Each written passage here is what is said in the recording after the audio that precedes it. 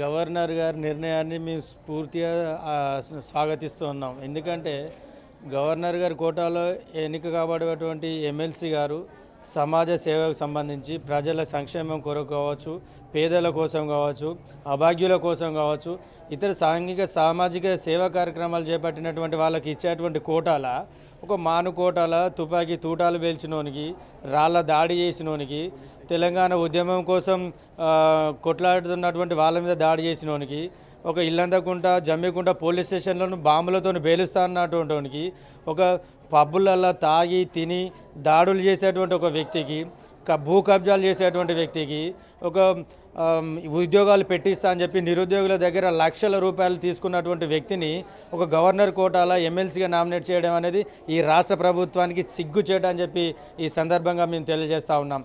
అలాంటి వ్యక్తికి ఎట్టి పరిస్థితుల్లో ఎమ్మెల్సీ ఇవ్వద్దు, ఇచ్చి ఆ యొక్క ఎమ్మెల్సీకి మరి గవర్నర్ కోటాలో ఇచ్చేటువంటి ఎమ్మెల్సీ పదవికి ఉన్నటువంటి గౌరవాన్ని తగ్గించొద్దు అని చెప్పి ఈ సందర్భంగా మేము విజ్ఞప్తి చేస్తూ ఉన్నాం. 100% దెబ్బ. ఎందుకంటే కేసీఆర్ అనే వ్యక్తి మూర్ఖునిగా, ఒక చెండాలునిగా, దుర్మార్గుడిగా నేను చెప్పిందే వేదం, నేను ఏది చేసినా నడుస్తుంది, నేను ఏం మాట్లాడినా చెల్లుతుందని అనుకున్నాడు ఇన్ని రోజులు. కానీ ఇన్ని నాళ్ళు కూడా ఉద్యమకారుల ఓపికతోని ఆయన ఏం చెప్పినా విన్నారు, ఏం చేసినా చూసిరు. కానీ ఇక ముందు కేసీఆర్ ఆటలు అనేటివి సాగవు.